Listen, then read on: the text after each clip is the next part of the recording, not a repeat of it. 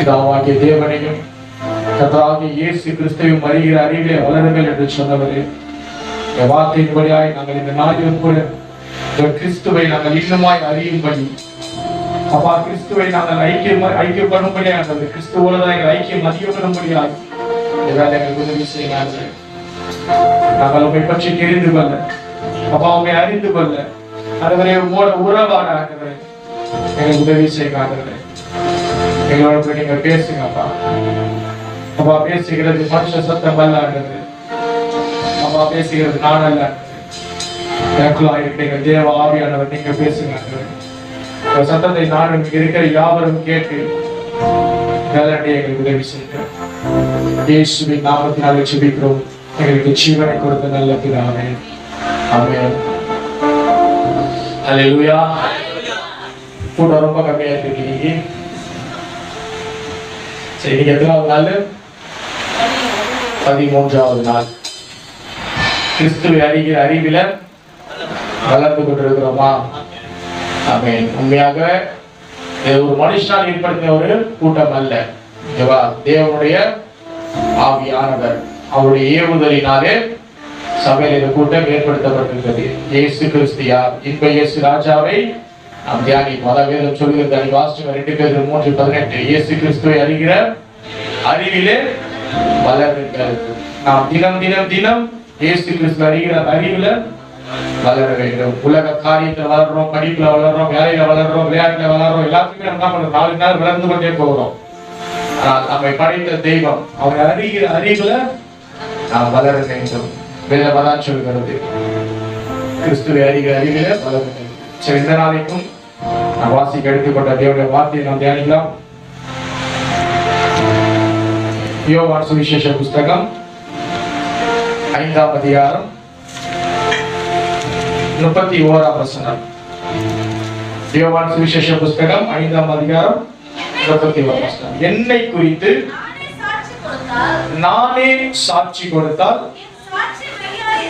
என் சாட்சி மெய்யா இராது. யார் சொல்றதுன்னா, ஆண்டவராகிய இயேசு கிறிஸ்து சொல்றாரு, என்னை குறித்து நானே சாட்சி கொடுத்தனா அந்த சாட்சி மெய்யா இருக்காது. அது வந்து ஜனங்களோட பார்வைக்கு. ஓகேவா? இது என்ன பத்தி நானே புகழ்ந்து பேசினா அந்த சாட்சி என்ன நினைப்பாங்க? தற்புகழ்ச்சியில பேசுறாங்க அப்படின்னு சொல்லுவாங்க. உண்மையா இல்லையா? யாரா இருந்தாலும் நம்மை நாமே நம்ம உண்மையா அந்த காரியம் செஞ்சிருந்தாலுமே நம்மை நாமே அதை பத்தி சொல்லும் போது மற்றவங்க நினைப்பாங்கன்னா பெருமையில பேசுறான், தன்னை தானே புகழ்ந்து பேசுறான், தன்னை தானே பெருமை காட்டி போறான்ட்டு சொல்லுவாங்க. சரியா? அதே வந்து என் கூட பழகினவங்க என்னை பற்றி அந்த காரியங்களை சொல்லும் பொழுது அந்த சாட்சி ஏற்றுக்கொள்ளப்படுமா? ஏற்றுக்கொள்ளப்படும். அந்த சாட்சி என்ன பண்ணப்படும்?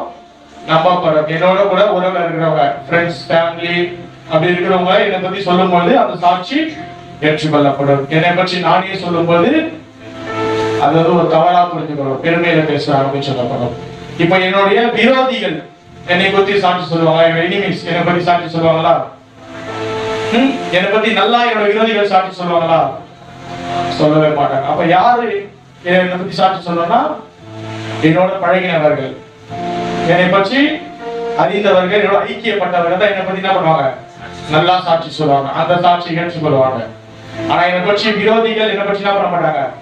நல்ல சாட்சி சொல்ல மாட்டாங்க. சாட்சி சொல்லுவாங்க, ஆனா நல்ல சாட்சி சொல்லுவாங்கன்னா நிச்சயமா சொல்ல மாட்டாங்க. ஒருவேளை அவங்க நல்லதா ஒரு வார்த்தை சொன்னாலும் அந்த வார்த்தைக்கு வேல்யூ வந்து எப்படி இருக்கணும்? அதிகமா இருக்கும். என்னோட விரோதி என்னை பத்தி ஒரு சின்ன வார்த்தை நல்லது சொன்னாலே அதோட வேல்யூ எப்படி இருக்கும்? அதிகமா இருக்கும். உண்மையா இல்லையா? இப்ப கூடவே இருக்கிறவங்க சாட்சி சொல்லும் போது இருக்கிற வேல்யூவோட நம்ம பிடிக்காதவங்க, நம்மளோட விரோதிங்க நம்மளை பற்றி ஒரு வார்த்தை நல்லா சொல்லும் போது அதோட வேல்யூ எப்படி இருக்கும்? அதிகமா இருக்குமா? உண்மையா?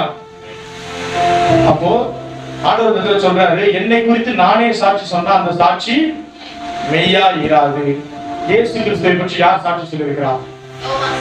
யோவான் ஸ்நானகன் சொல்லியிருக்கிறாரு, ஏசாயா தீர்க்கதரிசி சொல்லியிருக்கிறாரு, ஸ்தேவான் சாட்சி கொடுத்திருக்கிறாரு, பவுல் சாட்சி கொடுத்திருக்கிறாரு. இப்படி லிஸ்ட் போயிட்டே இருக்குது. பைபிள்ல நிறைய சாட்சிகள் கொடுத்திருக்காங்க. நீங்களும் நானும் சாட்சி கொடுக்கிறோமா இல்லையா? சாட்சி கொடுத்துதான் இருக்கிறோம். இயேசு நல்லவர், இயேசு இடத்துல வாங்க, அவர் தான் தெய்வம்னு சாட்சி கொடுக்கிறோமா இல்லையா? சாட்சி கொடுக்கிறோம். இந்த சாட்சிகள் எப்படிப்பட்டதுன்னா, தேவனை நம்ம நம்புறோம், அவர் நம்மை நேசிக்கிறார், அந்த உறவின் நிமித்தமாக நம்ம சாட்சி கொடுக்கிறோம். ஒருவேளை இயேசுவை நமக்கு பிடிக்காம இருந்தா நம்ம சாட்சி கொடுப்போமா? கொடுக்க மாட்டோம். இப்ப நம்ம அநேக சோசியல் மீடியா பாக்குறோம், யூடியூப்ல பாக்குறோம்னு வச்சுங்களேன். ஒரு கிறிஸ்துவ போதகர் வந்து இயேசுவை பத்தி சாட்சி சொன்னார்னா அதோட வேல்யூ வந்து நார்மலா இருக்கும். அதே ஒரு பட்ட போட்ட ஒரு ஐயா வந்து இயேசுவை பத்தி சாட்சி சொன்னார் வச்சுங்களேன், அந்த சாட்சி எப்படி பார்க்கப்படுதுன்னா ரொம்ப பெருசா பார்க்கப்படுது. ஒரு ஆக்டர் ஒருத்தர் இயேசுவை பத்தி சாட்சி சொன்னார்னா நார்மலா பேசுற ஊழியக்கார சாட்சி என்ன பண்ண மாட்டாங்க? கேட்க மாட்டாங்க. இந்த நடிகர் இயேசுவை பத்தி இப்படி சொல்லி இருக்கிறாரு, கிறிஸ்தவர்களே தான் சொல்றேன், என்னைய சேர்த்து தான் சொல்றேன். அப்ப நம்ம அந்த சாட்சியை தானே பண்றோம், உற்று பார்க்கிறோம். ஒரு லேடி ஒருத்தங்க இருக்கிறாங்க, பட்டிமன்றத்துல பேசுறவங்க.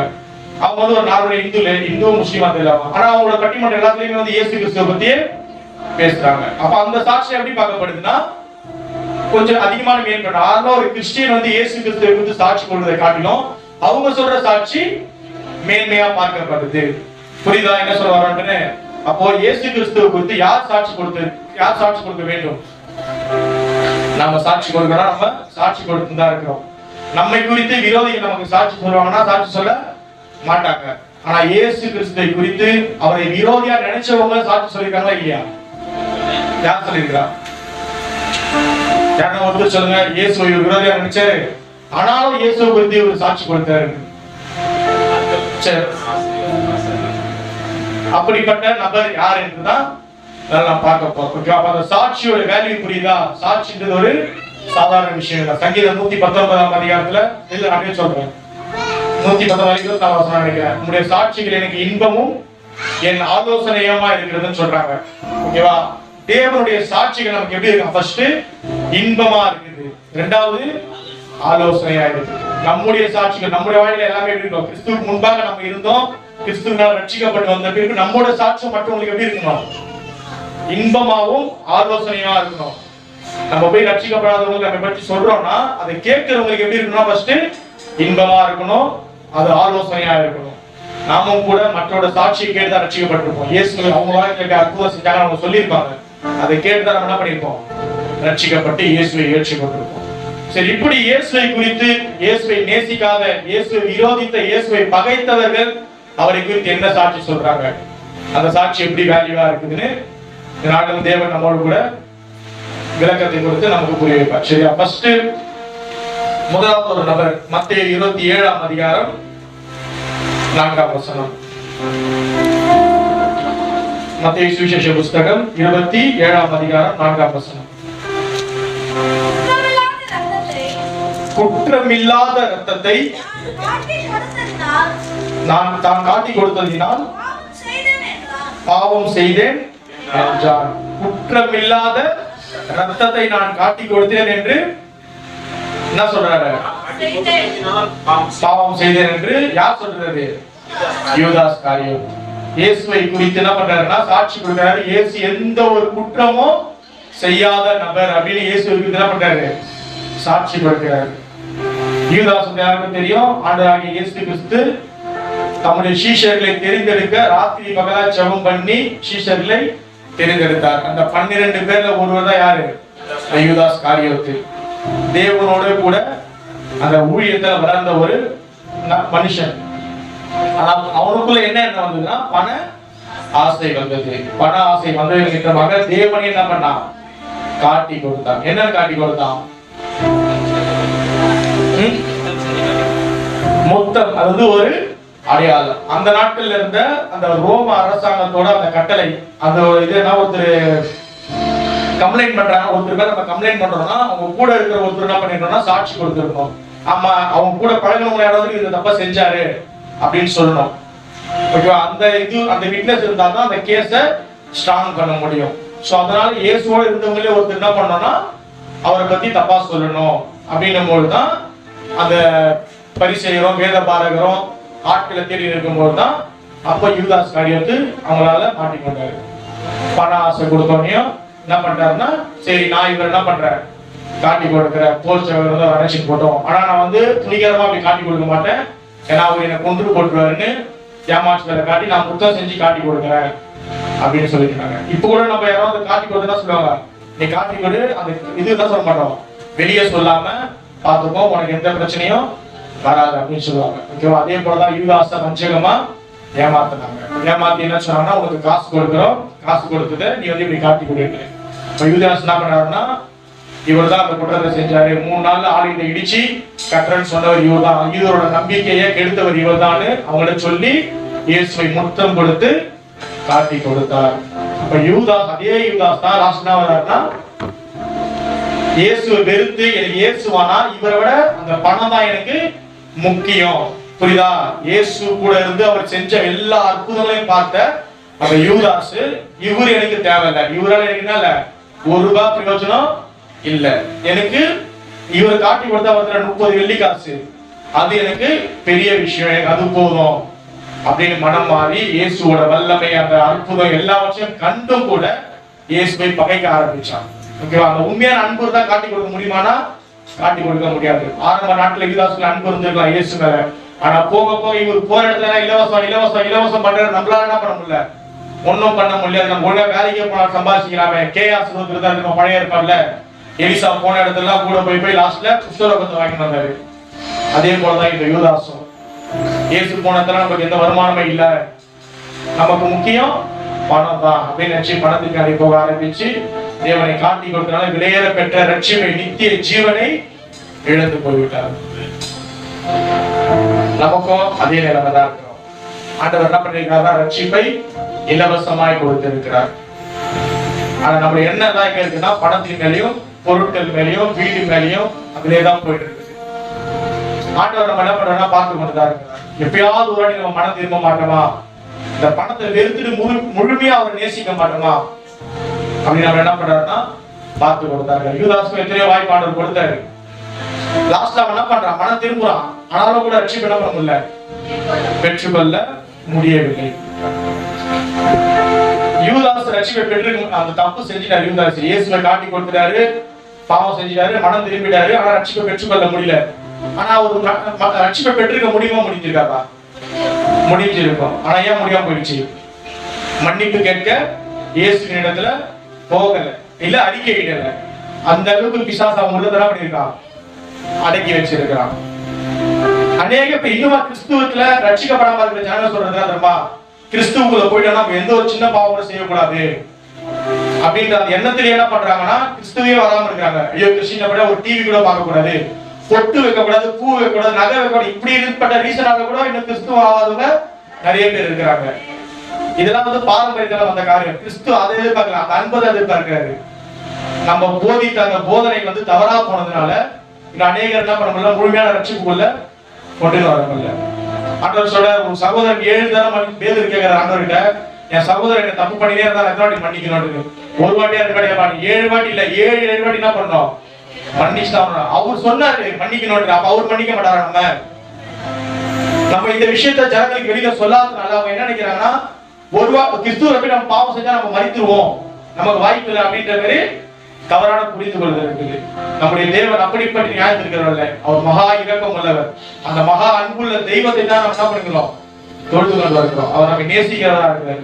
பேதுரு தவறு செஞ்சாருதான், இவர் என்ன பண்ணாருன்னா காட்டி கொடுத்தாரு. அவரு இந்த யாருன்னு எனக்கு தெரியாதுன்னு ஓடி ஒழிஞ்சாரு. ஆண்டவர் சொல்லிட்டு போனாரு, நீங்க 3 தடவை மறுதலிக்க பேசுறேன்னு வந்து கேட்கிறாங்க. அவரா எனக்கு யாருமே தெரியாதுன்னு மறுதலிச்சு ஓடினாரு. கொள்ளுங்க அவரா எனக்கு அவர் சம்மந்தமே இல்லைன்னு தப்பிச்சு தன் ஜீவனை காத்து கொண்டு ஓடினாரு. யூதாஸ் செஞ்ச தப்புனா பேதுரு செஞ்சதும் தப்புதான். பேதுரு ஆண்டவர் கிளியரா உணர்த்துறாரு, நீ 3 தடவை மறுதலிப்பேன்னு சொல்லியும் மீறி என்ன பண்ணாரு? துணிகரமா மறுதலிக்கதான் செஞ்சாரு. ஆனா லாஸ்ட்ல பேதுரு மனம் திருந்தாரு, யூதாஸும் மனம் திருந்தாரு. ஆனா பேதுரு தேவனிடத்தை திரும்பும்படிக்கு அந்த இருதயத்தை ஊற்றினாரு. யூதாஸுக்கு அதை ஊற்ற முடியாம பிசாசு அவன் இருதயத்தை எதுக்கு தற்கொலைக்கு நேரா கொண்டு போயிட்டான். தற்கொலை இதற்குமே தீர்வானா? நிச்சயமா இதற்குமே தீர்வு. தற்கொலை செய்யற யாருமே பரலோகத்துக்கு எப்பேற்பட்ட கிறிஸ்துவத்துல வளர்ந்தவங்களா இருந்தாலும் தற்கொலை செஞ்சா பரலோகத்துக்கு போக முடியாது. யூதாஸ் செஞ்ச தவறு அதுதான். காரணம் என்னன்னா, பிசாசு அவனை விடவே இல்லை. அவன் அந்த 30 காசை வாங்கி சம்பாதிச்சான், அதை வாங்கி எதனா அனுபவிச்சான்? அது எதுவுமே அனுபவிக்கல, தூக்கி போட்டுதான் போனான். நாம கூட பணத்துக்காக ஓடினே இருந்தா கூட லாஸ்ட்ல போகும்போது என்ன பண்ண போறோம்? எதுவுமே எடுத்துக்கொண்டு போக போதில்லை. அவர் கொடுத்த ரட்சிப்பு நம்மோடு இருந்ததுன்னா நித்திய ஜீவனுக்கு போவோம். அந்த ரட்சிப்பே எழுந்துட்டு பணத்துக்காக வச்சிருக்கீங்க, அந்த ரட்சிப்பும் இருக்காது, பணமும் இருக்காது, வெறுமையில போய் தான் வேதனைக்குள்ளா இருக்க போறோம். என்ன தவறு செஞ்சாலும் அறிக்கையிட்டு கொண்டே இருக்கணும். ஆண்டவரே என்ன மன்னிங்க. சில டைம் பிசாசு அவ்வளவு பாப்பாட்ட அவனை மன்னிச்சுதாரு அவரு அப்படின்னு நம்ம மன்னிப்பு கேட்கிற அந்த எண்ணத்தை என்ன பண்ணுவான்? தடுப்பான். தவறு செய்கிறது மனித இயல்பு, ஓகேவா? ஆனா அந்த தவறுல இருந்து நம்ம என்ன பண்றோம்? வெளி வந்து கொண்டே இருக்கோம். அதை இனிமே செய்ய மாட்டோமா, என்ன மன்னிங்கப்பா அறிக்கையிட்டே கொண்டு இருக்கும்போது நம்மை சுத்திகரிக்கிற தேவன் நமக்கு வல்லமை உள்ளவரா இருக்கிறார். அந்த விஷயத்தை நம்ம என்ன பண்றோம்? ஞாபகம் வச்சுக்கோங்க. தெரியும், நிறைய கிறிஸ்தவர்கள் இருக்கிறாங்க. எங்க ஆபீஸ்ல கூட சில பேர் சொல்லும் போது சொல்லுவாங்க, நான் கிறிஸ்டியனா தான் இருக்கிறேன், ஆனாலும் அந்த பாவத்துல இருக்கிறேன், நான் அப்படி திரும்ப வந்து மன்னிப்பு கேட்டு அவரே துக்கப்படுத்தினேன், அதனால நான் மன்னிப்பே கேட்க மாட்டேன்னுவாங்க. அப்ப சொல்லுவாங்க, ஆண்டவர் நீங்க அவ்வளவுதான் ஆண்டவர் அன்பு என்ன பண்ணிக்கிறீங்க, புரிஞ்சு வச்சிருக்கீங்க. உண்மையா தான் சொல்ல முடியும், வேற சொல்ல முடியும். நம்ம நான் தப்பு செஞ்சு என்னுடைய மன்னிப்பு கேட்கிறேன், 4ஆவது வாட்டி போய் மன்னிப்பு கேட்க கஷ்டமா இருக்குது, அதனால அப்படியே விட்டுறேன்றாங்க. அது சரியாது. பிசாசு என்ன பண்ணா என்னத்தை அப்படியே போட்டுறான். எத்தனை தண்ணி மன்னிப்பு அவர் மன்னிச்சுறாரு, அவனுக்கு தவறான ஆலோசனை பொழுது என்ன பண்ணிடுறான்னா அப்படியே இறக்கி வச்சிடறான். நாம் தேவனிடத்துல அந்த தகப்பனிடத்துல என்ன பண்ணோம்? அழுது புலம்பணும். ஆண்டவரே நான் தவறு தான், பெற்றோருக்கு விரோதமா நம்ம தவறு செஞ்சு வீட்டை விட்டு போயிட்டாங்கன்னு வச்சுங்க, மன கஷ்டம் அழுதா கண்டிப்பா சேர்த்து பணம் சேர்த்துக்க மாட்டாங்களா? சேர்த்துப்பாங்க. சாதாரண இந்த உலகத்தின் பெற்றோர் அப்படி இருக்கும்போது நம்ம படைத்த தெய்வம் எல்லாரையும் காட்சி மேன்மை கொண்டது. அவர் நம்மை நேசிக்கிறதா இருக்க, நீ விட்டு மனம் திரும்பி வா, எப்பொழுதும் என்ன பண்றானே ஏற்றுக்கொள்ள சொல்றாரு. ஆனா யூதாஸ் ரட்சிப்பை எழுந்து விட்டான். இயேசு வேணா எனக்கு இந்த பணம் போதும்னு போறான். லாஸ்ட் அந்த பணமே இல்லாம வெறுமையா தான் போறான். சவால்கள் எல்லாம் ஞாபகம் வச்சுக்க. ஆராதனை தவறு என்ன பண்றோம்னா, ஞாயிற்றுக்கிழமை கூட அந்த ஒரு நாள் ஊதிய சம்பளம் வருமே, சர்ச்சைக்கு போனா வராது, ஒரு நாள் அந்த சம்பளம் வருமே போறோம். அந்த காசெல்லாம் உண்மையில சாபத்துல தான் முடியும். அது நமக்கு எந்த ஒரு லாபமும் இருக்காது. அது அறியாத ஜனங்கள் என்ன பண்றாங்கன்னா, அந்த நாள்ல இன்னும் வேற ஒரு சம்பளம் வருமேன்னு பாக்குறாங்க. ஆனா வேதம் என்ன சொல்லுது? நான் ஓய்வான தேவன் பரிசுத்தப்படுத்தி ஆசீர்வதி இருக்கிறார். ஆசீர்வதிக்கிறார்னா அது ரெட்டிப்பான நன்மை உனக்கு கொடுக்கிறாரு. நம்ம ஓய்வு நாள் இங்க இருந்தா உங்களுக்கு ஆட்டோமேட்டிக்கா ஆசீர்வாதம் வந்துடும். ஆனா அந்த ஆசீர்வாதம் கண்ணுல காண மாட்டேன். அதை காணாதனால காண்கிற காசை நோக்கி ஓடுற. சீமோனை தான் யூதாஸ் தான் பண்றாரு. இயேசுக்குள்ள அவ்வளவு நன்மை, அவ்வளவு சூப்பர், அவ்வளவு விசேஷமா இருந்தது, அதெல்லாம் பார்க்கல. காசு இல்லையேன்னு தேவனை காட்டி கொடுக்க துணிந்து தேவன் கொடுத்த அந்த இலவசமான ரட்சிப்பை எடுத்து போனார். அதன் மித்தமாக யூதாஸ் தேவ ராஜ்யத்துக்கு பிரவேசிக்க முடியாம போயிடுச்சு. அவர் இடத்த வேறொரு நபர் பிடித்துக் கொள்ளும்படியாய் ஆகிவிட்டது. யூதாஸ் என்ன சாட்சி? அப்பேற்பட்ட பிரச்சனை இருந்தா யூதாஸ் சாட்சி கொடுக்கிறார், இவர் குற்றம் இல்லாதவர்.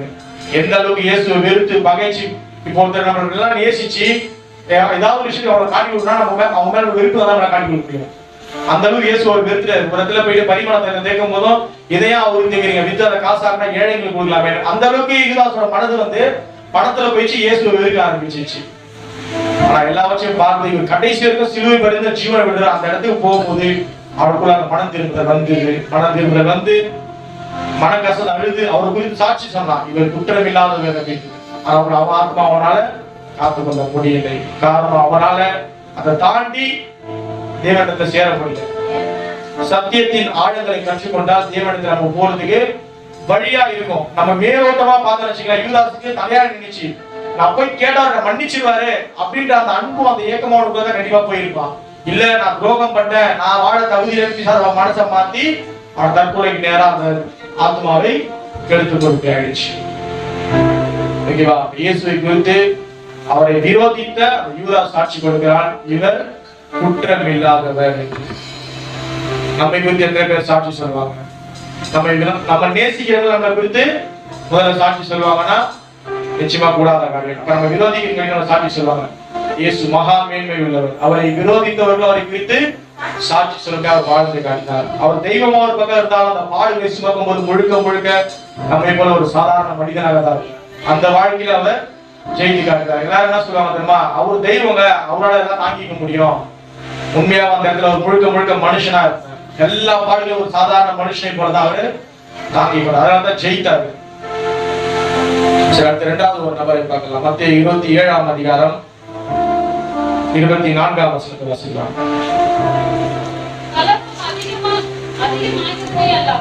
கலகம் அதிகமாகிறதே அல்லாமல் தனி பிரயாசத்தினாலே பிரயோஜனம் இல்லை என்று பிலாத்து கண்டு தண்ணீரை அள்ளி ஜனங்களுக்கு முன்பாக கைகளை கழுவி, இந்த நீதிமானுடைய இரத்த பழிக்கு நான் குற்றமற்றவன், நீங்களே பார்த்துக் கொள்ளுங்கள் என்றான். பிலாத்து ஆண்டவர் குறித்து சாட்சி சொல்கிறார். இவர் யாருன்னா நீதிமான். இயேசுவை குறித்து ஒரு புறஜாதியான், இயேசுவை பற்றி அறியாதவர், அவர் என்ன சாட்சி கொடுக்கிறார்? இவர் ஒரு நீதிமான். ஊரே கம்ப்ளைண்ட் பண்ணுது, அந்த யூத தேசம் முழுக்க வந்து என்ன பண்றாங்க, இவரை இவ்வளவு செஞ்சுக்கிற அரசியா சொல்றாங்க. ஆனா அந்த பிலாத்து ஆண்டவர் குறித்து சாட்சி சொல்றாங்க, இவர் ஒரு நீதிமான் அப்படின்னு சாட்சி சொல்கிறார். இயேசுவோட மேன்மை அவ்வளவுதான். கூட பழகினவங்க சாட்சி கொடுக்கிறது ஒரு சாதாரண விஷயம், அதோட வேல்யூ இல்லை. ஆனா தன்னை பகைக்கிறவர்கள் சாட்சி கொடுக்கிறார்கள். இந்த பிலாத்துவுக்கும் ஒரு ரட்சிக்கப்படுறதுக்கான ஒரு வாய்ப்பு கிடைச்சது. இயேசுவை நீதிமான் சாட்சி கொடுத்தாரு. ஆனா பிற்பாடு அவருடைய வாழ்க்கை இயேசுவோட முழுமையா இருந்தான்னா இல்ல. அந்த அந்த தண்டனைக்கு காலத்துக்கு மாத்திரம் சாட்சி கொடுத்தாரு இயேசுவை நீதிமான். ஆனா ஆண்டவர் அவங்க ரட்சிக்கப்படுறது வாய்ப்பு கிடையாது. ஒரு சொப்பனம் அவங்க மனைவிக்கே வந்தது. அந்த வசனம் வாசிக்க 19ஆம் வசனத்துல 27:19. நியாயாசனத்தில் உட்கார்ந்து இருக்கையில் அவனுடைய மனைவி, பிலாத்துடைய மனைவி அவனிடத்தில் ஆள் அனுப்பி, நீர் அந்த நீதிமானை ஒன்றும் செய்ய வேண்டாம், அவர் நிமித்தம் இன்றைக்கு சொப்பனத்தில் வெகு பாடுபட்டேன் என்று சொன்னார். அவனோட மனைவி என்ன சொல்றாங்கன்னா, அவர் ஒரு நீதிமான், அவரை ஒன்றும் செய்யாதையும் அப்படின்னு சொல்லி அனுப்புறாங்க. அவங்க ரட்சிக்கப்படுறதுக்கு ஆண்டவர் சொப்பனத்தில் என்ன காரியம் கொடுத்தாருன்னு நமக்கு தெரியாது. ஓகேவா? என்ன சொப்பனம் கண்டாங்கன்னு பைபிள்ல கிளியரா இல்ல. ஆனாலும் கூட ஒரு சொப்பனத்தின் மூலமாக அவர் வெளிப்படுத்தி இருக்கார். இவர் நீதிமான் அறிஞ்சிருக்கிறாங்க, இவர் செஞ்ச அற்புதங்கள் எல்லாம் கேள்விப்பட்டாங்க, எல்லாமே பட்டாங்க. ஆனா கூட ரட்சிப்புகள் அவங்களால என்ன பண்ண முடியல, வர முடியல. எவ்வளவுதான் அவர் இயேசுக்காக வெளிப்புறமா சப்போர்ட் பண்ணியிருந்தாலுமே என்ன பண்ணல, அவர் கடைசி வரைக்கும் நியாயம் தீர்க்காம இருக்க முடியல. சிலுவைக்கு என்ன பண்ணாரு, ஒப்பு கொடுத்து விடாரு. காரணம் என்ன? அதிகார பவர். ஜனங்களோட சத்தம் அதிகமா இருக்கு, இவரை கைது பண்ணுங்க. இவர் ஒருத்தர் என்ன பண்ண முடியாது, பண்ண முடியல.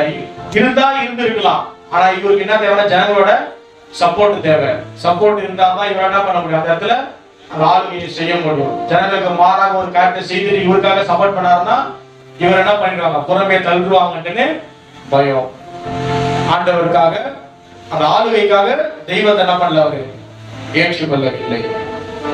இரண்டாவது இருக்கிற காரணம் இதுதான், அதிகார பவர். அதிகார பவர் கிறிஸ்துவிலும் இருக்கான நிச்சயமாக இருக்கு. அநேக சபைகளிலும் அந்த அதிகார பவர் இருக்கு. தாங்கள் விரும்புகிறவங்க தான் என்ன பண்ணணும், ஆராதனை நடத்தணும். தாங்கள் விரும்புகிறவங்க என்னோட மகன் தான் என்ன பண்ணணும், எனக்கு அடுத்தா இந்த பதவியில் வந்து நிக்கணும். வெளியார் யாருமே என்ன பண்ணக்கூடாது, வரக்கூடாது. என் சபையில நான் சொல்றது மாத்திரம் தான் என்ன பண்ணணும், பேசணும். நீயே வேற எதுவுமே என்ன பண்ணக்கூடாது, பேசக்கூடாது. என்னோட அனுபவத்திலேயே அவங்க எங்க சபை போன பாஸ்டர் என்ன சொல்லியிருக்காங்க, இது ஏன் சபை, நீ உன் இஷ்டத்துக்கு பேசக்கூடாது.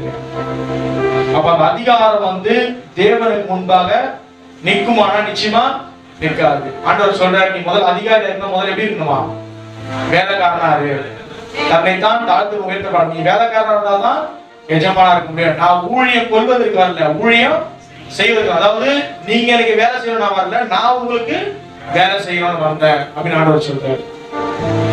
நீங்க எத்தனை பேர் அதிகார பவருக்காக சபைகளை விட்டு வெளியேறாங்க, எனக்கு சபையில கொடுத்து இந்த போஸ்டிங் போயிடுச்சு, நான் இனிமேல் இந்த சபைக்கு வரணும்னு சபையை புறக்கணிக்க கிறிஸ்துவை புறக்கணிச்சு போறாங்க. அப்ப அவங்க எல்லாம் என்ன சொல்லணும்னா, பெயரளவு கிறிஸ்தவர்களா தான் இருக்கிறாங்க, இங்க சத்தியத்துக்குள்ள என்ன பண்ணல, போகல. மேலோட பிரசங்கத்தை கேட்டோம்னா நிச்சயமாக நம்மளால என்ன பண்ண முடியாது, இடைவெளி அநேக வாய்ப்புகள் வந்து கொண்டே இருக்கும். பிசாசு எதனாவது வாய்ப்பு என்ன பண்ணுவான், போடுவான். இதுல பணத்துல வழியா அடுத்தது அதிகாரத்துல காட்டுவான், அப்புறம் வேற இடத்துல காட்டுவான். அப்படி காமிச்சுனே தான் இருப்பான். நம்மளால முழுக்க 100% நான் பரிசுத்தம் ஆயிட்டேன்னு சொல்லவே முடியாது. பிசாசு கடைசி வரைக்கும் நம்ம ஏதாவது ஒரு பாவத்துல நல்ல பார்த்து கொண்டேதான் இருப்பான். கண்கள் இச்சை, மாம்சத்தின் இச்சை, ஜீவனத்தின் பெருமை, பண ஆசை, பொருள் ஏதாவது ஒரு காமிச்சு நம்ம என்ன பண்ணிட்டு இருப்பான், கடைசி வரைக்கும் நடத்தினே தான் இருப்பான். ஆனா நம்ம அதுல விழுந்துடாம நம்ம சுத்தப்படுத்தி கொண்டு தெய்வத்தோட நம்ம ஒப்புரவாகி கொண்டு அவரோட கூட ஐக்கியத்தை நம்ம என்ன பண்றோம், போய்கொண்டே இருக்கணும். கரைப்பட்டு அந்த இடத்துல நின்றுட்டோம்னா அவரோட தொடர்பு நமக்கு கட் ஆகிடும். அநேக கட்சி தலைவர்கள் கூட அப்படிதான் இருக்காங்க. இயேசு கிறிஸ்துவர்களாக வளர்ந்தவங்க கூட, கிறிஸ்துவோடு இருந்தவங்க கூட, அந்த கிறிஸ்டியன்ல இருந்தவங்க கூட என்ன பண்ண மாட்டாங்க, ஆண்டவரை பத்தி சொல்ல மாட்டாங்க. சொன்னா அந்த பவர் தான் வருது, அந்த ஓட்டு நமக்கு கிடைக்காது அப்படின்ற மாதிரி இருக்காங்க. ஆண்டவர் தான் அந்த ஆளுகையை கொடுக்கிறவர். அவர் நினைச்சா அந்த ஆளுகையை பறிச்சுக்க முடியும். ஆனா ஜனங்கள் அது தெரியாம என்ன பண்றாங்கன்னா, அந்த ஆளுகைக்காக, அந்த பவர் எனக்கு வேணுன்றதுக்காக உண்மையான தெய்வத்தை தேடாமல் போறாங்க. இரண்டாவது பிலாத்தும் மனைவியும் ஆண்டவராகிய இயேசு கிறிஸ்துவை வந்து சாட்சி சொல்றாங்க. இவங்க இயேசுவை பகைச்சவங்க தான், இவங்க ஒரு புறஜாதியார். அவர் பிலாத்து பண்ண வேலை என்ன தெரியுமா, இயேசு என்ன பண்ணாரு, சிலுவையில் அறைய ஒப்பு கொடுத்துறாரு, கொடுத்துட்டு மேல ஒரு வாசகத்தை எழுதி போட்டாரு. என்ன எழுதி போட்டாரு, யூதர்களின் ராஜா. அது அவருக்கு ஒரு பெருமை. என்ன, இந்த யூதா ராஜாவை நான் நியாயம் தீர்த்து சிலுவையில் அறைந்திருக்கிறேன் அப்படின்னு அவருக்கு என்ன, அது ஒரு பெருமை. அதனால என்ன பண்ணாரு, எழுதி போட்டாரு, இவர் யூதா ராஜா, அவர் பெரியப்பட்ட ராஜாவை என்ன பண்ணிருக்கிறார், தண்டனை கொடுத்திருக்கிறார். அவங்களோட வரலாற்றுல இதெல்லாம் இருக்கு, அவங்க பிலாத்தோட வரலாற்றுல. அந்த பெருமைக்கு அதிகாரத்துக்கு நம்ம போனோம்னா தேவனோட நம்ம நிற்க முடியாது. சரி, ஃபர்ஸ்ட் யூதாஸ் சாட்சி கொடுத்தாரு. இவர் யாரு, யூதாஸ் என்ன சாட்சி கொடுத்தாரு, இயேசு கிறிஸ்துவர் குற்றம் இல்லாதவர், குற்றமற்ற ரத்தத்தை காட்டி கொடுத்தவர், குற்றம் இல்லாதவர். அடுத்தது இவங்க சாட்சி சொல்றாங்க, நீதிமான். பிலாத்தோட பணியை சொல்றாங்க, இயேசு ஒரு நீதிமான் அப்படின்னு சாட்சி சொல்றாங்க. இவங்க ரெண்டு பேரும் ஆண்டவரை பகைச்சவங்க தான். மூன்றாவது ஒரு நபரை பார்க்கலாம், லூக்கா 23ஆம் அதிகாரம் 41 வாசிங்க. லூக்கா 23:41. நாமோ நியாயப்படி தண்டிக்கப்படுகிறோம், நாம் நடப்பித்தவைகளுக்கு தக்க பலனை அடைகிறோம், இவரோ தகாததொன்றையும் நடப்பிக்கவில்லையே என்று அவனை கடிந்து கொண்டு. இந்த வார்த்தை யாரோட பேசுறது, ரெண்டு கல்லர்களுக்குள்ள நடக்கிற ஒரு உரையாடல். ரெண்டு பேருமே இயேசுவை ஏற்றுக்கொள்ளலாம் இல்ல, சிலுவைக்கு அப்புறம், சிலுவை பாடல் சொல்றேன். ரெண்டு பேருமே யாருன்னா, களவு செய்யறவங்க, கொலைகாரங்க, என்ன செஞ்சாலும் ஆனா களவு செஞ்ச ஜனங்க, அந்த ரெண்டு நபர்கள். ரெண்டு பேருமே இயேசுவை ஏற்றுக்கொள்ளா நிச்சயமா இல்ல. எத்தனை இடத்துல இயேசுவை குறித்து கேள்விப்பட்டிருப்பாங்க. ஏன்னா இங்க எங்கெல்லாம் களவு போற போறாங்களோ அங்கெல்லாம் இயேசு எல்லாம் இயேசு உலகை அந்த இடத்துல ஃபுல்லா சுற்றி திரிந்தார். இஸ்ரேல் தேசம் எங்கமா என்ன பண்ணியிருந்தாருன்னா சுற்றி திரிந்தார். அப்ப இவங்க இயேசுவை பார்த்திருப்பாங்க, நிச்சயமா எத்தனை இடத்துல பார்த்திருப்பாங்க, அவர் சொன்ன பிரசங்கத்தெல்லாம் கேட்டு இருப்பாங்க. ஆனா கேட்ட என்ன வரல, ஒரு மனம் திறந்து ஒரு மனமாட்சியுமே வரல. கடைசியா 3 பேர் இயேசுவோட சேர்ந்து 3 பேரும் ஒரே இடத்துல சிலுவையில் அறையும் போது ஒரு கல்லனுக்குள்ள என்ன வருதுன்னா மனமாற்றம் வருது. இன்னொரு கல்லன், ரெண்டு பேருமே பார்ட்னர், கொள்ளடிகளை ஷேர் பண்றது, கொலை பிளான் எல்லாத்துலயுமே பிளான் பண்ணி பார்ட்னரா இருந்தவங்க கடைசி நேரத்தில் அவனுக்கு என்ன பண்றாங்க, பிரிஞ்சு இயேசு பக்கம் வரான். அவர் தகாதது ஒன்றே என்ன பண்ணல, செய்யல. ஒரு தவறும் செய்யாத மனுஷன் அவர் அப்படின்ட்டு இயேசுவை குறித்து அவன் என்ன பண்றான்னா சாட்சி கொடுறான். யாருன்னா இயேசுவை இந்த அது வரைக்கும் நம்பாத ஒருத்தன் இயேசுவை குறித்து சாட்சி கொடுக்கிறான். சாட்சி கொடுத்த உடனே ஆண்டவர் என்ன பண்றாரு, நீ இன்றைக்கு என்னோட கூட வசந்த வாசிங்க. இயேசு அவனை நோக்கி இன்றைக்கு நீ என்னோட கூட பரதேசில் இருப்பாய் என்று மெய்யாகவே உனக்கு சொல்கிறேன். எதுவுமே இல்லை, ஞானஸ்நானம் ராபோஜனம் எதுவுமே இல்லை. ஸ்ட்ரைட்டா என்ன பண்ணிட்டார் ஆண்டவர், என் கூட வந்துன்னு ஒரே வார்த்தையில முடிச்சிட்டாரு. அவ்வளவு ஈஸியா கொடுத்துட்டாரு ரட்சிப்பை. ஒரே அவனோட மனம் திரும்புதுன்னா அவ்வளவு பெரிய வேல்யூவா இருக்கு. கரெக்டா அந்த இவ்வளவு தவறு செய்யும் சின்ன வயசுல இருந்து எல்லாரையும் செஞ்சுட்டு மறிக்க போற ஒரு 10 நிமிஷத்துக்கு முன்னாடி மனம் திரும்பி என்ன பண்ணிட்டான், ஆண்டவரிடத்துல சேர்ந்துட்டான். எவ்வளவு பெரிய பாக்கியம் இருக்குது. பைபிள்ல வேற யாருக்கும் பேர்பட்ட பாக்கியம் கிடைக்கல. எப்படி ஆண்டவர் அவ்வளவு சீக்கிரம் அவனுக்கு கொடுத்துட்டு இருப்பாரு ரட்சிப்பை.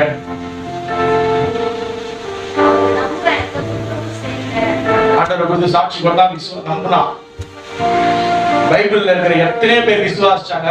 அவங்க விசுவாசத்தெல்லாம் வந்து எப்படின்னா பார்க்கும்போது விசுவாசிச்சாங்க.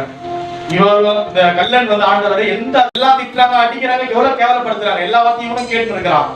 இவர் அற்புதம் செய்யும் போது விசுவாசிச்சுங்க, இவர் அல்லவே பார்க்க விசுவாசிச்சுங்க யாருமே இல்ல. ஒன்றுமே அது இவ்வளவு அடிப்பட்டு இருக்காரு, அமைதியா இருக்கிறாரு.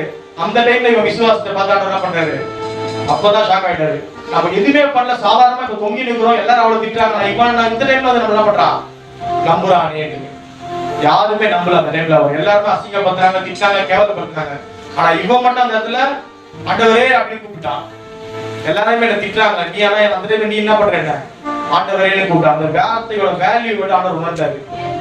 அவர் அந்த பிலாத்து அறையிலிருந்து கடந்து வந்தது ஃபுல்லா அடி, சவுக்கடி, திட்டு, எச்சதுப்பு இப்படிதான் ஃபுல்லா வந்து இருக்குது. முதல் அவர் சப்போர்ட் ஆன போற ஆண்டவர் அந்த இடத்துல வருது. ஆண்டவர் முழுக்க மனுஷனா இருந்தார். ஒரு மனுஷன் ரொம்ப வேதனைப்படும் போது ஒரு ஆறுதல் குரல் வந்து வச்சுங்களேன், அந்த இடத்துல அவங்க கேரிங் ஃபுல்லா போயிடும், அந்த மைண்ட் ஃபுல்லா அங்க போயிடும். ஆண்டவர் அப்பேற்பட்ட சூழ்நிலை இருந்தாரு. எவ்வளவு பாருங்க, உடம்பு ஃபுல்லா வலி, கெட்செமனே தோட்டத்துல மன வியாகுலப்பட்டு அந்த டிப்ரெஷன், ஃபுல் டிப்ரெஷன், அவ்வளவு வேதனை இருந்து வந்த மனுஷனுக்கு ஒரே ஒரு ஆறுதல் வார்த்தை. சுத்தி இருக்க எல்லாம் திட்டும் போது அவர் ஒரு தப்பும் செய்யணும் அந்த வார்த்தை ஆண்டவர்களை கேட்கும் போது ரட்சிப்பை உடனே கொடுத்தாரு. இதுக்கப்புறம் நீ மனம் திரும்பி நீ இதுக்கப்புறம் நீ மனதில் அவசியம் எதுவுமே, இதுக்கப்புறம் நீ திரும்ப தப்போட செய்ய போறது இல்லைன்னு அந்த மறிக்கும் தருவாயில ஒரு மிகப்பெரிய வாய்ப்பா அந்த கல்லனுக்கு ஆண்டவர் கொடுத்தாரு. அவனோட விசுவாசம் விலையேற பெற்றது. நாம் ஆண்டவர் அற்புதம் செஞ்சாதான் விசுவாசிக்கிறோம். 2 நாள் அவர் செய்ய நினைச்சுக்கலாம், அப்படியே விட்டுருவோம். செய்ய அந்த ஜெபத்தை அப்படியே விட்டுருவோம். கண்டு விசுவாசிக்கிறவர்கள்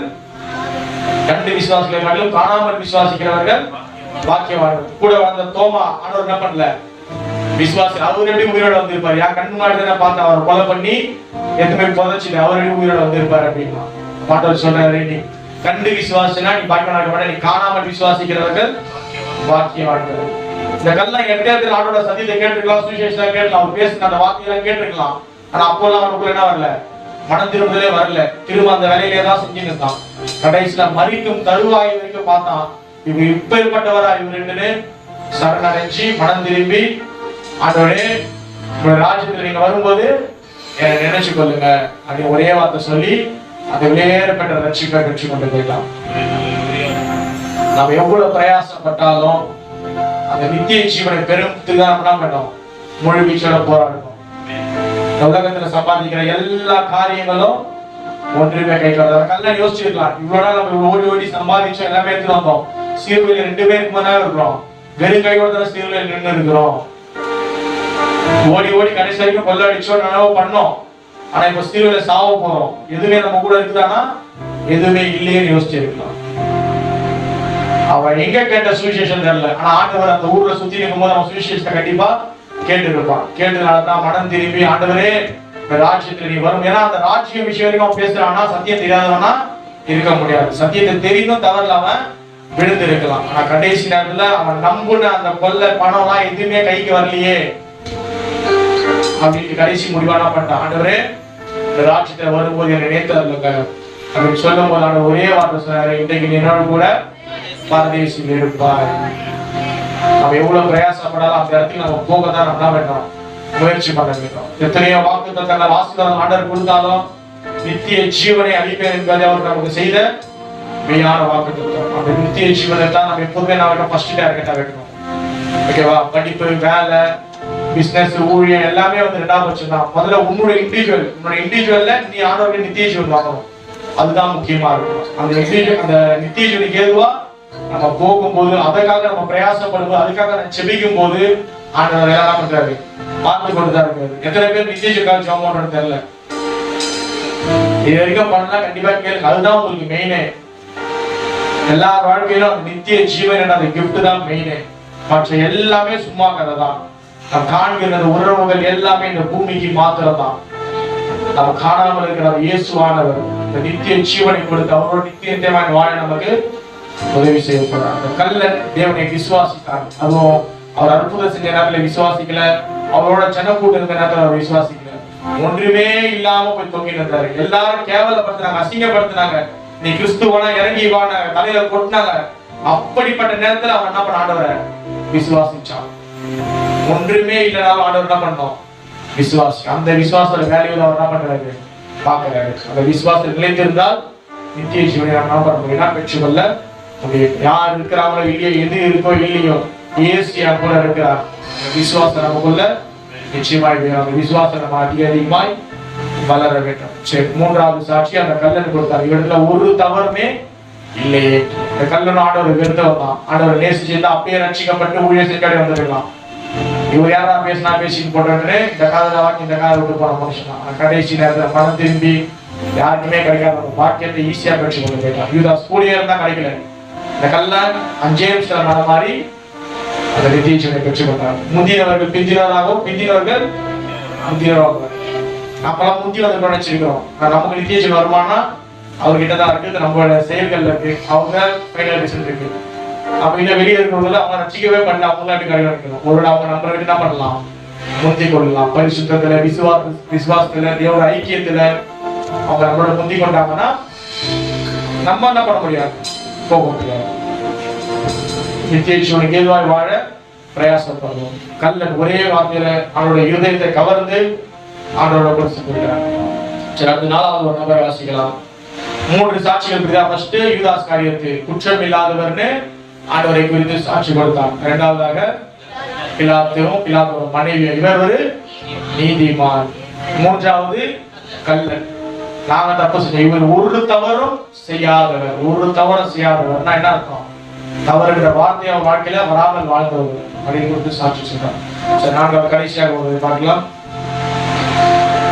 மத்தேயு 27ஆம் அதிகாரம் 54ஆம் வசனம்.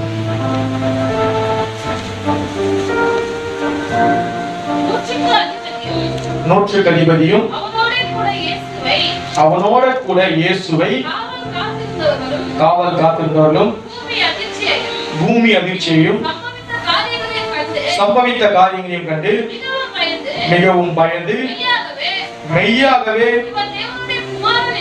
தேவனுடைய குமாரன் என்றார்கள். அவங்க யார்? நூற்றுக்கு அதிபதி போர் சேவகர்கள். யாருன்னா புறஜாதியார், ரோம போர் சேவகர், ரோம அரசாங்கத்துக்கு கீழே வேலை செய்யறவங்க. அவங்க ஆண்டவரை குறித்து சாட்சி சொல்றாங்க. இவர் தேவனுடைய குமாரன், தேவனுடைய குமாரன் என்று ஆண்டவரை குறித்து சாட்சி சொல்றாங்க. என்ன சாட்சி சொல்றாங்க? அங்க நடந்த சம்பவங்கள் எல்லாம் பாக்குறாங்க. எத்தனையோ பேருக்கு நம்ம என்ன பண்ணிக்கிறோம், மரண தண்டனை கொடுத்திருக்கிறோம். இந்த இடத்துல சிறுவர் அடைஞ்சிருக்கோம், இதே இடத்துல அடைஞ்சிருக்கிறோம். ஆனா அவங்க சாகும் போது ஒரு விஷயம் கூட நடந்தது இல்லையே. செத்தானோ தூக்கி போட்டோம், போயினே இருக்கும். ஆனா இந்த மனுஷன் தன் ஜீவனை விடும்பொழுது என்ன நடந்துக்கிறாங்க? திரும்ப வாசிங்க அதை. ஒரு நிமிஷம். 51 வாசிங்களா.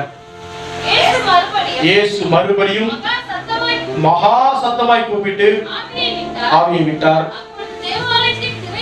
தேவாலயத்தின் திரைச்சீலை மேல் தொடங்கி கீழ் வரைக்கும் இரண்டாக கிழிந்தது. பூமியும் அதிர்ந்தது, கண்மலைகளும் பிளந்தது, கல்லறைகளும் திறந்தது, நித்திரையடைந்த அநேக பரிசுத்தவான்களுடைய சரீரங்களும் எழுந்திருந்தது. அவர் உயிர் தெழுந்த பின்பு இவர்கள் கடலை விட்டு புறப்பட்டு பிரவேசித்து அநேகருக்கு காணப்பட்டார்கள். நூற்றுக்கு அதிபதியும் இயேசுவை காவல் காத்திருந்தவர்களும் பூமி அதிர்ச்சியையும் சம்பவித்த காரியங்களை கண்டு மிகவும் பயந்து மெய்யாகவே இவர் தேவனுடைய குமாரன் என்றார்கள். ஆண்டவருக்கு சாட்சி. இப்பேற்பட்ட சம்பவம் இதுக்கு முன்னாடி எவ்வளவு பேர் செத்தாங்க, யாருக்குமே என்ன பண்ணல, நடக்கல. ஆனா இவர் இப்படி நடக்குதுன்னா அப்ப யார்? மெய்யாகவே இவர் தேவன் தான், தேவனுடைய குமாரன் என்று சாட்சி சொல்கிறார்கள். அந்த நூற்றுக்கு அதிபதியை குறித்து சரித்திரம் பின்னாக தெளிவா சொல்லுவது. இந்த சாட்சியை பார்த்து அவர் மனம் திரும்பினார். மனம் திரும்பி இயேசுக்காக ஊழியம் செய்தாங்க. சில வேத அறிஞர்கள் அந்த வரலாற்று நூல்களை பார்த்து சொல்றாங்க, அந்த நூற்றுக்கு அதிபதி இந்த சாட்சியை கண்டு மனம் திரும்பினாரு. மனம் திரும்பி இயேசுவை சொந்த ரட்சகராக ஏற்றுக்கொண்டு அவருக்கு போய் சாட்சி கொடுத்து அவர் ஊழியத்தை செஞ்சாரு. புறத்தாலியான ஒரு மனுஷன் மனம் திரும்ப தேவனுடைய மரணம் வரைக்குமா என்ன செஞ்சிருக்கு. ஆண்டவருடைய பிறப்புல இருந்து மரணம் வரைக்கும் யாராவது அவர் என்ன பண்ணி நிர்ணயம் பண்ணிட்டாரு, ரட்சிப்பின் பார்த்து நடத்தி கொண்டேதான் போயிருந்தார். அவர் மரித்த பின்பும் அந்த ஜீவனை விட்ட பின்பும் கூட அந்த நூற்றுக்கு அதிபதி இவர் மெய்யாகவே தேவனுடைய குமாரன் சொல்லி சாட்சி கொடுக்கிறார். அந்த இடத்துல என்ன ஆச்சா, ஆலயத்தின் திரைச்சீலை மேலிருந்து கீழே ரெண்டாக கிழிந்தது. அந்த இடத்துல இருந்து அந்த கிழிந்து ஒரு அந்தகாரம் உண்டாகி பூமி ஒரு நிமிஷம் நின்றது. நின்ற பிற்பாடுதான் ஒரு புதிய காலம் உருவானது. கிறிஸ்துவின் மரணத்துக்கு பிற்பாடுதான் ஒரு புதிய காலம் உண்டானது. அதுதான் கிபி. நம்ம சொல்றோம் இல்ல, கிறிஸ்து பிறப்பு. நம்ம வந்து இங்க நாள் காட்டில கணக்கெடுத்து கிறிஸ்துவோட பிறப்புல இருந்து அடையாளப்படுத்துறாங்க. ஆனா நம்ம வேதத்தின்படி நம்ம பார்த்தோம்னா அந்த மரணத்துல இருந்து தான், அவர் ஜீவனை விட்டதுக்கு அப்புறமேட்டு தான் அந்த புதிய வருடமே பிறகுது. தானியேல் 70 வாரங்கள் ஒரு இருக்குதுங்களா, நான் சும்மா மேலோட்டமா சொல்றேன். தானியேல்ல பாபிலோன் வந்து இஸ்ரவேல் ஜனங்கள் என்ன பண்ணிருப்பாங்கன்னா அடிமையா போயிருக்கும் போது ஆண்டவரிடத்துல தானியேல் ஜெபம் பண்ணி கேட்பாரு, நாங்க வந்து எரேமியா தீர்க்கதரிசன புஸ்தகத்தை வாசிச்சோம், நாங்க இந்த பாபிலோன் போறதுக்கும் எங்கள் மேசியாவை நாங்க தரிசிக்கிறதுக்கும் 70 வாரம் குறிக்கப்பட்டிருக்குன்னு சொல்லப்பட்டிருக்குது. 70 வாரத்துல தான் அந்த தேசத்துக்கு போக சொல்லப்பட்டிருக்குன்னு கேட்கும்போது ஆண்டவர் தரிசனத்தை வெளிப்படுத்துவாரு. இன்னும் 70 வருஷத்துல நீங்கள் மேசியாவை என்ன பண்ணுவீங்கன்னா தொழுது கொள்வீங்க. ஓகேங்களா? அதுக்கு வந்து ஒரு அடையாளம் கொடுத்திருப்பாரு. 49 வாரங்கள் அந்த வசனம் படைக்கிறீங்களா தானியேல்ல. டைம் என்ன இருக்கு, கால அதுக்குள்ள முடிச்சுடுவேன்.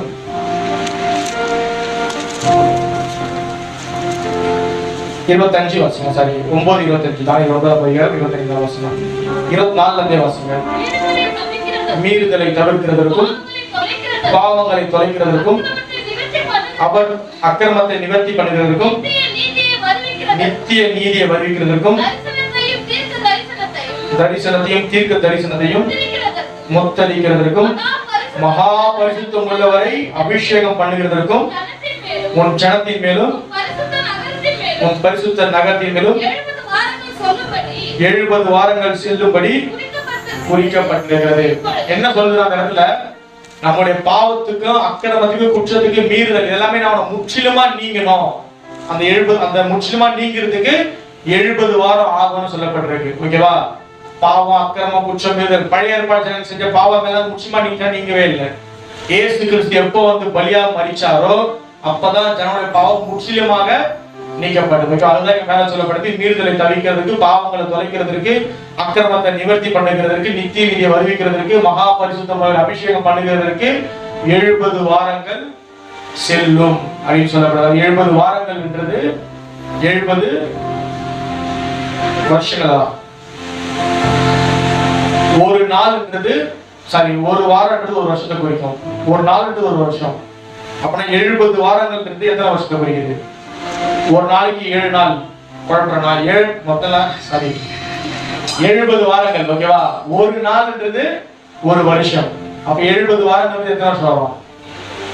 490 வருஷங்கள். ஓகேவா? ஒரு வாரத்துக்கு 7 நாள். அப்பனா 7 வருஷம்னா 70 வாரம் 70 × 7 49 490 வருஷங்கள் செல்லும்னு ஆண்டவர் எங்க சொன்னார்னா பாபிலோன்ல இருக்கும்போது தானியேல் சொல்றாரு, இன்னும் 490 வருஷத்துல மகா பரிசுத்தம் நீங்க என்ன பண்ண போறீங்க? தொழுது கொள்ள போறீங்க. பாவம் அக்கிரமம் எல்லாம் முடியுதுக்கு அப்படின்னு அந்த ஒரு காலகட்டத்தை சொல்லிட்டு போறாரு. அதுக்கப்புறம் தொடர்ந்து வாசிங்க. இப்போதும் நீ அறிந்து என்னவென்றால் எருசலேமை திரும்ப எடுப்பித்து கட்டளை வெளிப்படுவது முதல் பிரபுவாகிய மேசியா வரும் மட்டும் 7 வாரமும் 62 வாரமும் செல்லும் கட்டப்படும். ஆனாலும் சரி 70 வந்து 3ஆ பிரிக்கிறாங்க. ஓகேவா? ஃபர்ஸ்ட் என்னன்னா 7 வாரம் பிரிக்கிறாங்க, அப்புறம் 62 வாரம் பிரிக்கிறாங்க, அப்புறம் கடைசி ஒரு வாரம். ஓகே, 70 வாரம் இருக்குது. 70 வாரத்தை வந்து 3ஆ பிரிக்கிறாங்க. ஃபர்ஸ்ட் 7 வாரம், அப்புறம் 62 வாரம், அப்புறம் கடைசி ஒரு வாரம். ஓகேவா? ஏன் 3ஆ பிரிக்கிறாங்க? ஃபர்ஸ்ட் 7 வாரம்ன்றது எத்தனை வருஷம்? 70 தான் 490. 7ன்றது 49 வருஷம். ஓகேவா? 49 வருஷம்ன்றது எதுனா இவங்க பாபிலோன்ல இருந்து ஃபர்ஸ்ட் அங்க 3 சம்பவம் சொல்றாங்க. ஆலயத்தை ஃபர்ஸ்ட் எடுத்து கட்டுவீங்க, பிரபுவாகிய மேசியா வருவாரு, மேசியா சங்கரிக்கப்படுவாரு, 3 காரியம் சொல்லப்பட்டிருக்கு. அதுக்கப்புறம் தான் கீழே 7 வாரம் 62 வாரம் சொல்லப்பட்டிருக்கு. ஓகேவா? 7 வாரம் எது குறிக்கிறது? 49 வாரங்களை குறிக்கிறது. அந்த 49 வாரங்கள் எதுனா பாபிலோன்ல இருக்கிற அந்த யூத ஜனங்கள் போய் ஆலயத்தை கட்டி முடிக்கணும். ஓகேவா? பாபிலோன் வந்து ஆலயத்தை யார் போய் கட்டினாங்க? எருசலேம்ல திரும்ப போயிட்டு நேபுகாத்நேச்சார் எரிச்சிட்டு போயிட்டாரு சாலமோன் கட்டின ஆலயத்தை. அப்புறம் யார் போயிட்டா? நெகோமியா மதில் கட்டினாரு. எஸ்ரா வேத பாரகரா இருந்தாரு. அவங்களே கூட தான் செருபாபேலும் யோசுவாவும். ஓகேவா? செருபாபேலும் யோசுவா அஸ்திபாரம் போட்டது யாருன்னா செருபாபேலும் யோசுவாவும் தான் அஸ்திபாரம் போட்டு அந்த ஆலயத்தை கட்டினாங்க. அந்த ஆலயம் கட்ட எத்தனை வருஷம் ஆச்சு? பைபிள்ல இருக்க ஆலயத்தை எவ்வளவு கட்டினாங்க? சாலமோன் கட்டின ஆலயத்தை கட்டுறதுக்கு எவ்வளவு டைம் ஆச்சுன்னு பைபிள்ல இருந்தா இருந்துச்சு. இந்த ஆலயத்தை கட்டுறதுக்கு யோவான் 1ஆம் அதிகாரம், சரி 2ஆம் அதிகாரம்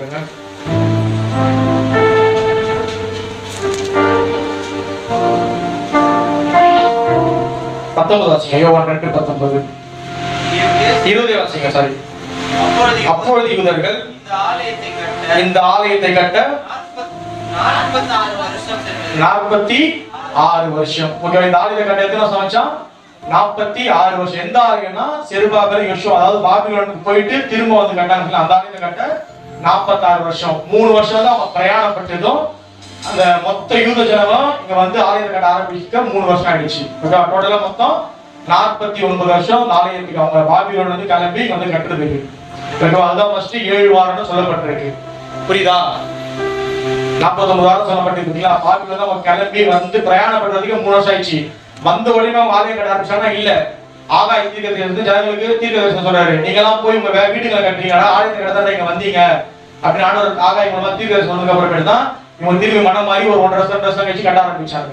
இவனுக்கு பிரயாண டைம் அங்க தங்கி இந்த டைம்லாம் கழிச்சு 3 வருஷம் போய் மிச்சம் இந்த 46 வருஷம் ஆலயம் கிடையாது. அதுதான் 49 வருஷம். ஓகேவா? அடுத்தது 62 வருஷம் சொல்லப்பட்டிருக்கு. அந்த 62 வருஷம் இருக்குன்னா இந்த ஆலயம் கட்டப்பட்டு முடிச்சதுக்கு அப்புறமேட்டுல இருந்து இயேசு கிறிஸ்து வந்து சிலுவை பாடுல மரிக்கிற வரைக்கும். அந்த வசனத்தை திரும்பி வாசிங்க. தானியேல்ல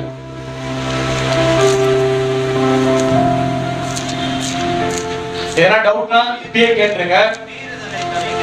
இல்ல அந்த இப்பொழுது நீ 26 25 வாசிங்க. இப்போது இப்ப படிங்க. உங்களுக்கு என்ன புரியலன்னு கேளுங்க. ஓகேவா? அந்த வசனம் திரும்பி இப்போது நீ அறிந்து உணர்ந்து கொள்ள வேண்டியது என்னவென்றால் எருசலேமை திரும்ப எடுப்பித்து கட்டளை வெளிப்படுவது முதல் பிரபுவாகிய மேசியா வரும் மட்டும் 7 வாரமும் 62 வாரமும் செல்லும். அவைகளில் வீதிகள் அலங்கங்கள் மறுபடியும் கட்டப்படும். ஆனாலும் இறுக்கமான காலங்களில் இப்படியாகும். அப்புறம் அந்த 62 வாரங்களுக்கு பின்பு மேசியா சங்கரிக்கப்படுவார். ஆனாலும் தமக்காக சிவகேவா. அப்ப அந்த 7+62 69 வருஷம். அந்த 69 வருஷம் முடியும் போது மேசியா சங்கரிக்கப்படுவார். ஆண்டவராகிய இயேசு கிறிஸ்து நமக்காக மரிக்கிறதா இடத்துல சொல்லப்பட்டிருக்கு. ஓகேவா? அந்த 69 வருஷம் வரைக்கும் தான் தானியேல்ல சொல்லப்பட்டது. கடைசி ஒரு வருஷத்தை பத்தி கடைசி வசனங்கள சொல்லப்பட்டிருக்கும். ஓகேவா? 69 வருஷம் எப்ப முடியுதுன்னா மேசியா சங்கரிக்கப்படும் வரை. இப்ப இயேசு கிறிஸ்து சேவையில ஜீவனை விட்டும் போது அந்த யார் பார்த்தோம்? போர் சேவகர் அவர் பார்த்து சாட்சி கொடுத்தாரு, மெய்யாகவே தேவனுடைய குமாரன். அந்த இடத்துல ஒரு மிகப்பெரிய சம்பவம் நடந்திருக்கு. ஒரு நிமிஷத்துல உலகம் நின்று இருக்கு. மகா பூமி அதிர்ச்சி, இடி முழங்கன்னு ஒரு பயங்கரமான வேடிக்கை நடந்திருக்கு. அதை கண்ட மனுஷன் தான் அவர் கொலை செய்ய வெயிட் பண்ணி இந்த மனுஷன் அவருக்கு சாட்சி கொடுத்தார், இவர் கண்ட காரியத்தை கண்டு இவர் மெய்யாகவே தேவனுடைய குமாரன் என்று. அந்த 69 வாரங்கள்ல மேசியா சங்கரிக்கப்பட்டார். தானியேல் கொடுக்கப்பட்ட அந்த கடிகாரத்தை அப்படி நிறுத்திட்டு புதிதாக ஆண்டவராகிய இயேசு கிறிஸ்து கிபி அந்த கிறிஸ்துவுக்குள்ளான கிருபையின் காலம் தொடங்கப்பட்டது. அதைத்தான் இப்ப நம்ம என்ன பண்ணிருக்கோம்? வாழ்ந்து கொண்டிருக்கிறோம். இப்ப இந்த கிருபையின் காலம் நிறுத்தப்பட்டுச்சுன்னா அந்த 69 திரும்ப ஸ்டார்ட் ஆயிடும். 69ல மிச்சம் இருக்குது 1 வாரம் இருக்குது. 1 வாரம் எத்தனை வருஷம்? 7 வருஷம். 1 வாரம்ன்றது 7 வருஷம். அந்த 7 வருஷம் என்னன்னா இருக்குன்னா தானியேலுக்கு சொல்லப்பட்ட தரிசனத்துல பேலன்ஸ் இருக்குது. இந்த கடிகாரம் கிருபையின் காலத்துல நம்ம ஓடி இருக்கோம் பாத்தீங்களா, கிறிஸ்துவின் காலத்துல இந்த கடிகாரம் நிறுத்தப்பட்ட உடனே அது ஸ்டார்ட் ஆயிடும். ஓகேவா? ரோமர் அப்புறமா நோட்டிங் தான் பார்க்காது. புரியுதா? இப்ப என்ன டவுட் இருக்கா இல்ல?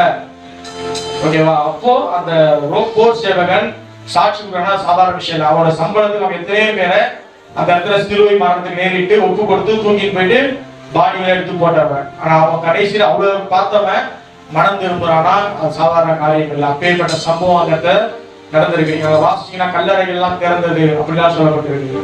அநேக சம்பவங்களை பார்த்து பிற்பாடுதான் சொல்றாங்க, இவர் மெய்யாகவே தேவனுடைய குமாரன்.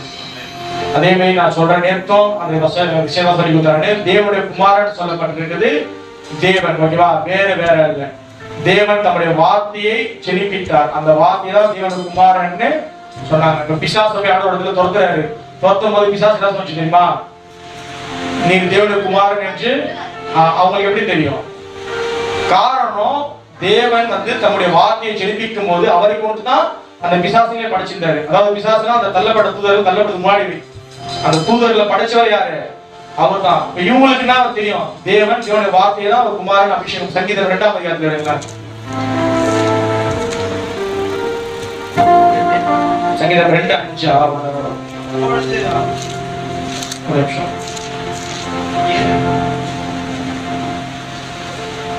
சங்கீதம் 2:7 வாசிங்க. தீர்மானத்தின் விவரம் சொல்லுவேன். கர்த்தரை நோக்கி, நீர் என்னுடைய குமாரன் என்று நான் உண்மை செனிப்பித்தேன். ஓகேவா? ஆண்டவர் தாவீது சொன்ன சங்கீதம், தாவீது குமாரன் சொல்லவர். தாவீது ஆண்டவர் இயேசு கிறிஸ்துவை பத்தி ஆண்டவர் சொன்ன தரிசனத்தை சொல்றாரு. ஓகேவா? அந்த தேவனுடைய குமாரன். ஓகேவா? தேவனுடைய குமாரன் தான். அந்த நபரா பார்க்கும் அப்படி இருக்குமே தவிர ஒரே தெய்வம் தான். சரியா? அது எந்த கன்ஃபியூஷனும் படாதீங்க. நான் அப்போ சொல்லும் போது சொன்ன எந்த டவுட் இருந்தாலும் கேளுங்க. இப்ப எதனா டவுட் இருந்தா கேளுங்க. ஓகேவா? தேவன் தேவனுடைய குமாரன். நம்ம பார்க்கிற பார்வைக்கு அது எப்படி சொல்றது? ரெண்டா பாத்தீங்கன்னா அதான் நீங்க சொல்லலாம். நான் வேற, என் வார்த்தை வேற பாக்குறவங்களுக்கு அது ரெண்டா தான் தெரியும். ஜான் வெஸ்லி வேற இல்ல, ஒரு வார்த்தை வேற இல்ல, அவர் வாயில சுத்தம் வேற, வேற ஒருத்தருக்கு இல்ல அப்படின்னு நினைக்கிறவங்களுக்கு ஒருத்தர் தான். ஓகேவா? நம்ம நம்பி இருக்கிற ஒரே தெய்வம் தான். சரியா? அது எந்த ஒரு மாற்று கருத்தும் இல்லை. சரி, இப்ப இந்த ஆண்டவரை பற்றி சாட்சி சொன்ன இந்த 4 நபர்களை பார்த்தோம். புரிஞ்சுதா? இப்ப இதுல முதலாவது யூதாஸ் சாட்சி கொடுத்தாரு. என்ன சாட்சி கொடுத்தாருன்னா, குற்றம் இல்லாதவர்னு ஆண்டவரை குறித்து சாட்சி கொடுத்தாரு. யூதாஸ் பண்ண தவறு என்னன்னா பண ஆசை. 2வது பாவ அறிக்கை பண்ணல. நம்ம எத்தனை பேர் ராபோஜனம் பாவ அறிக்கை பண்றீங்களா இல்லையா?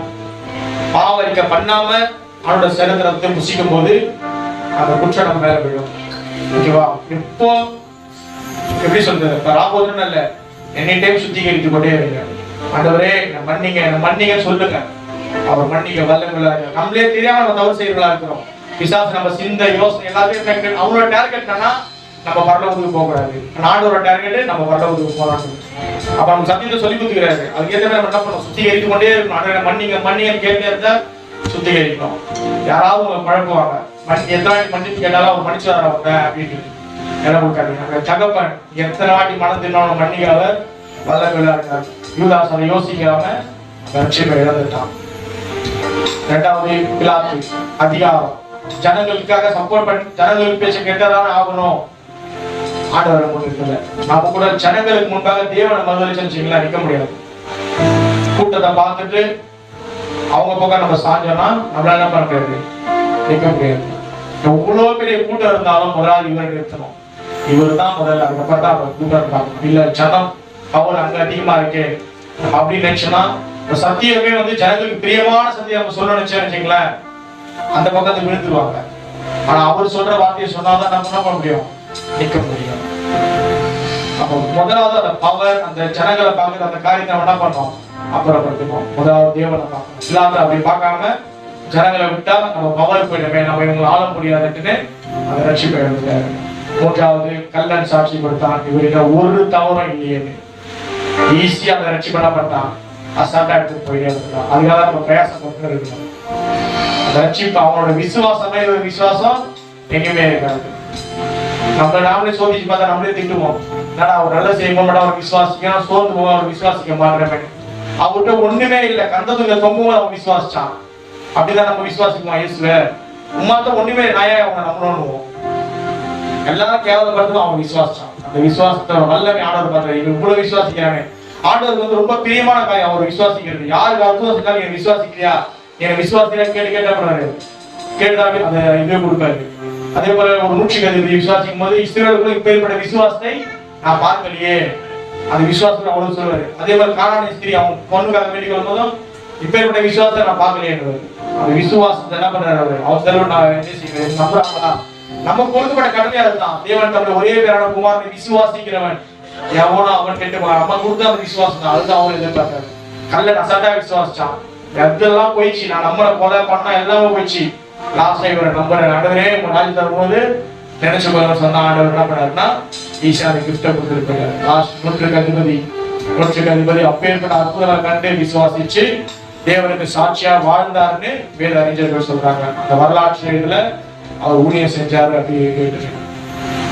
ஆனா வேதத்தில் அவர் கொடுத்த சாட்சியம் மிகப்பெரியது. இவர் தேவனுடைய குமார் மெய்யாகவே சொல்லிடுவாங்க. மெய்யாகவே தேவனுடைய குமாரன் சாட்சி கொடுத்தார்.